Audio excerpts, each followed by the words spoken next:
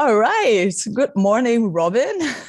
How are you? Hi, good. How are you? Good. Yeah, just tell me a bit about it. What's like your name? So What are you I'm doing and how did you come to make soap? okay. So my name is Robyn Green, and I started making soap in 2004 when I was a computer trainer and had dry, itchy skin.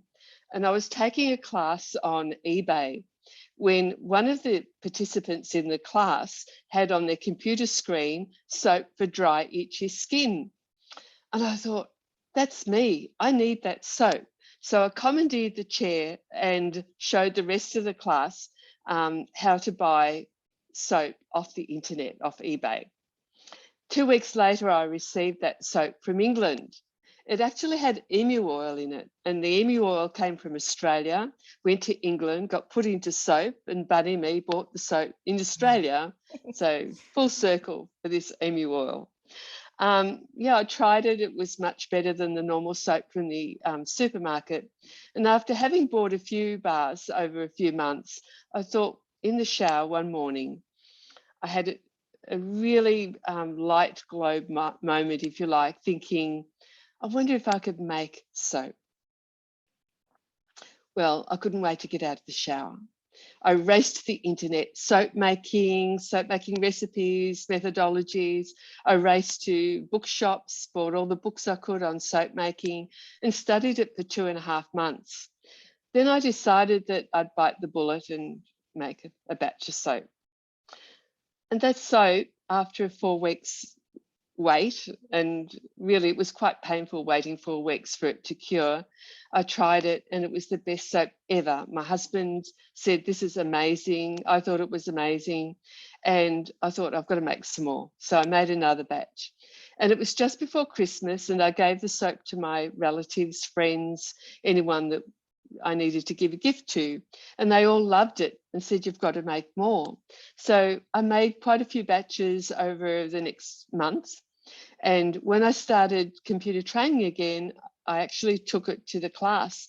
And when people looked at it, they said, oh, I'd love to buy that soap. And by the end of an 8-week course, I had customers. And a few of our students were running farmers markets and invited us to sell our soap at the farmers market. And after about 6 months, I was selling soap at 5 farmers markets and didn't have time to teach anymore. And so it took off. I registered a business name and just made a website and just put it out there. Before I knew it, I was so busy and everyone just loved the soap. Much better than a supermarket soap that was drying on the skin. At least my soap was moisturizing, and people became addicted very, very quickly. Um, yeah, I always remember this story. I think it's a really incredible story because also how old were you when I you was started your 55. soap? Yeah, exactly. Because some people think they're always too old to start things. So I think this is a Yeah. definitely encouraging thing that you can still start something with 55 and then Yeah. it's, kind of like picks up. But also, I mean, I'm using only your soap now for I think like 11 years. And I remember I met you in the library and I Yeah. couldn't wait to learn more. And back then you were with Penry in your garage making soap. And then I learned a lot from you and I learned so much about the products. And so tell me what is the difference between all the products you can buy in the supermarket and between a handmade soap? Okay. Okay, so the products in the supermarket are usually made by machines, and they've got a lot of palm oil, which I don't like a lot of palm oil because of the environment. We use 50% olive oil, 25% coconut oil, and 25% sustainable segregated palm oil to give it a really creamy lather, and it's very moisturizing. And also we leave the glycerin in our soap. So the supermarket soap are usually without glycerin. That is taken out of the soap when it's made because it sticks to their machines. We leave it in because we hand make it with pots and and molds and things like that. And the glycerine leaves the soap very, very moisturizing on the skin. And that's the main difference. The supermarket soap is drying and ours is moisturizing. Yeah, and I think what I read or what you told me at once is also that glycerin only forms in the soap making process, right? And that's why they extract it and sell it separately and then fill the other soap with all the salts and different things that dries your skin out, which means then you need and some soaps have titanium dioxide in to make them white, and that actually is a skin irritant to a lot of people. Yeah, we don't use that. Yeah, and so what would you say why it would be encouraging as well to use handmade soap? Is it like also better for the environment? What's your turn on this?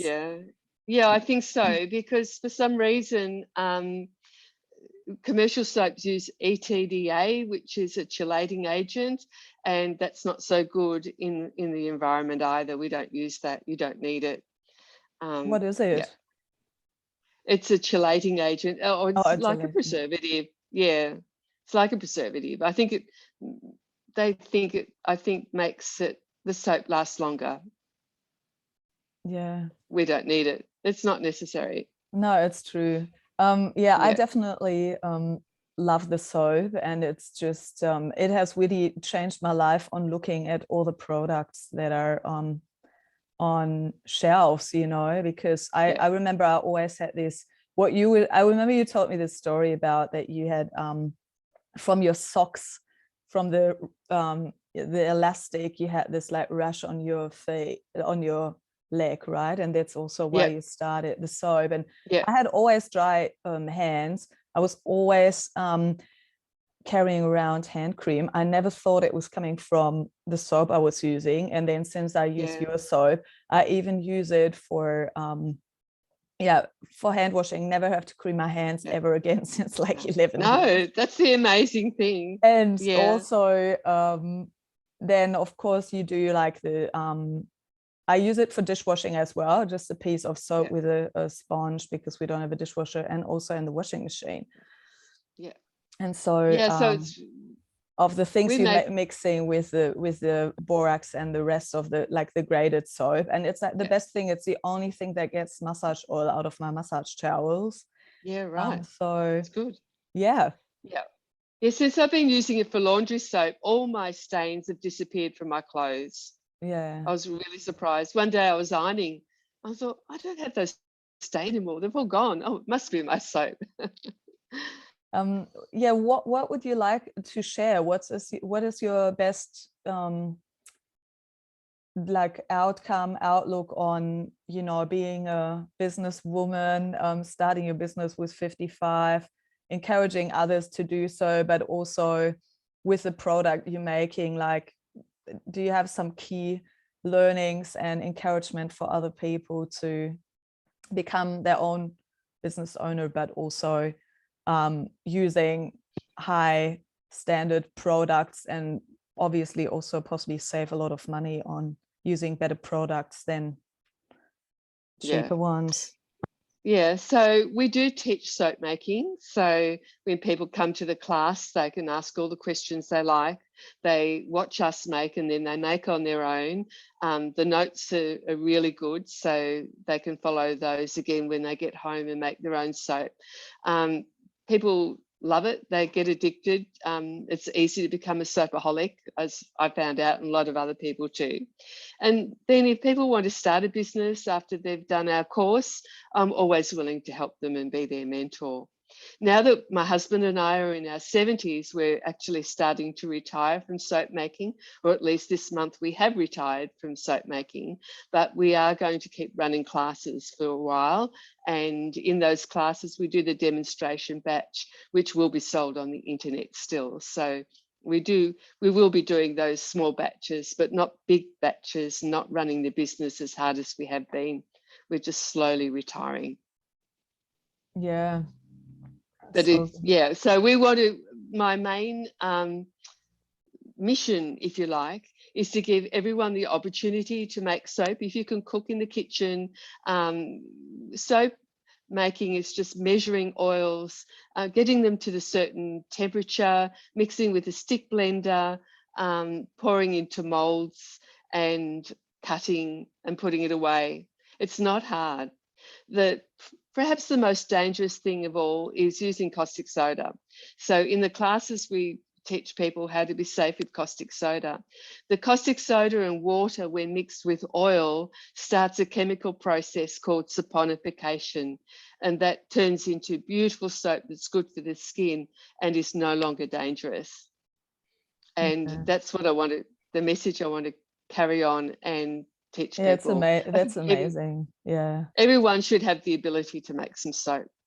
I think I learned a lot from you, like also, it really had shifted my mind on, like, you know, I mean, of course, it depends on which essential oils you put in the soap, but it can be also rather a cheap, even if it's a handmade soap, it can be still a cheap soap, you know, if you're not putting the most expensive essential oil in, but also how easy it was to make actually a cream for your face or your skin if you want to or need to, and the small ingredients. And then it really changed my, you know, thoughts on how expensive things are in supermarkets and shops. And I think it's partly also, or what my turn is like that it actually, with the handmade soap, you have no plastic waste.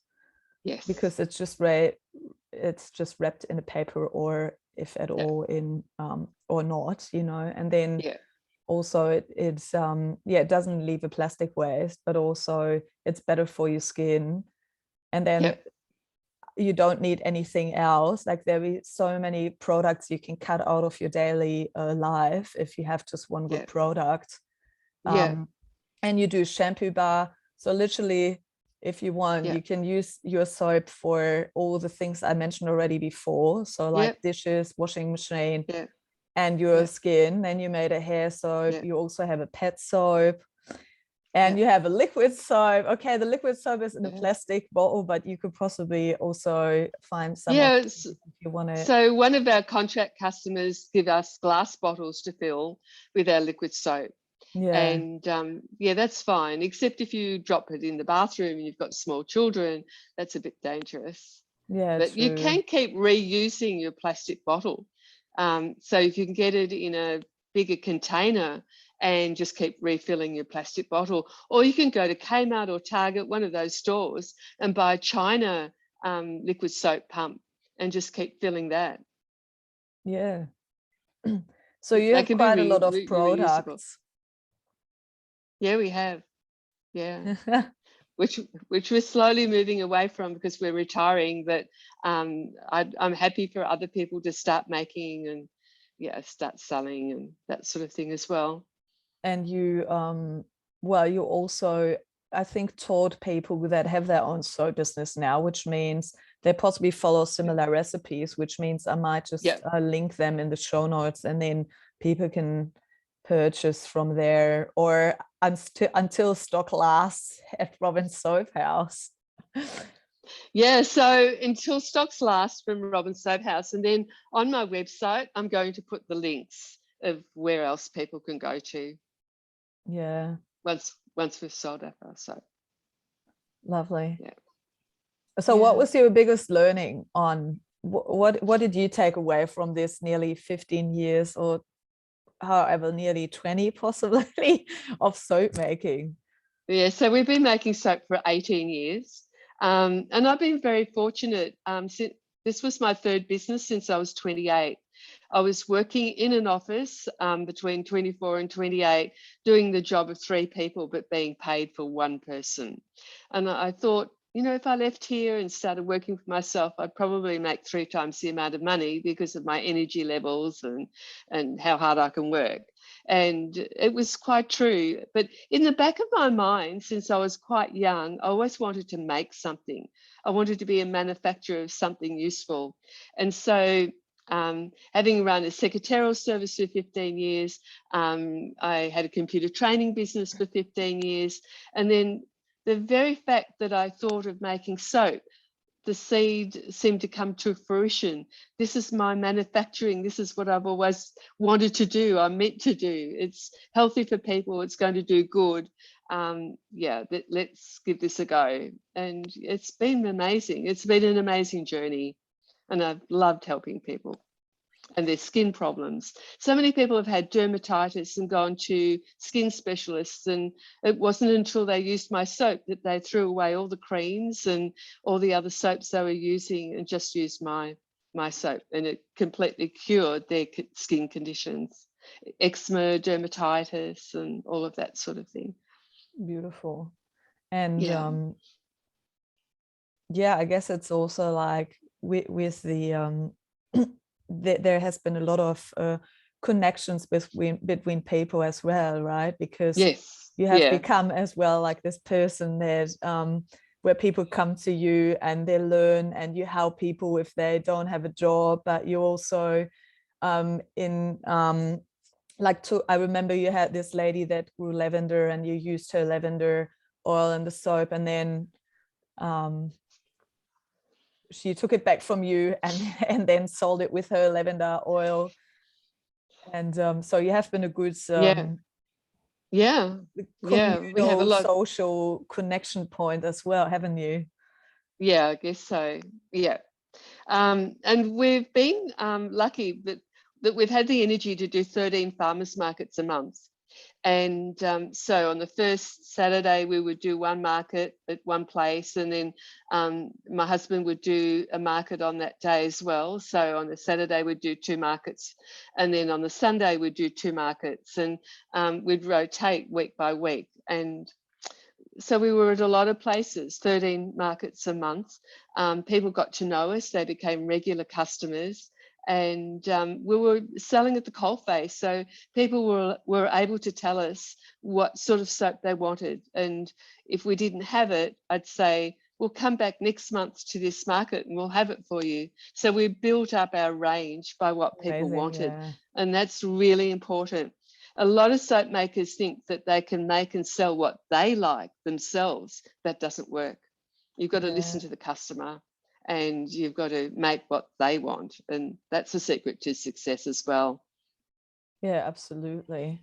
Yeah, you have been such an inspiration, I think. That's why it's also nice to interview you, because I think people can take a lot from this, on starting their own business in a later age in their life, or being a woman, or tell us, how is this working with your husband? Well, we've been really lucky because we work together as computer trainers, and with the soap making, Henry let it be my business until I really needed him, or rather he saw me employing someone for about 12 months, and he said, you've been employing this person for 2.5 days a week. He said, I can help you for 2.5 days a week and save you some money. And I thought, yeah, that's a good idea. So he became my apprentice. And then about 6 months later, I thought, he's really competent now. He could actually make soap on his own if he needed to. And that very same weekend, the children wanted to try a farmer's market, and I let them. And the following week, I broke my hip and was in hospital, and my husband and the kids took over because they knew what they were doing.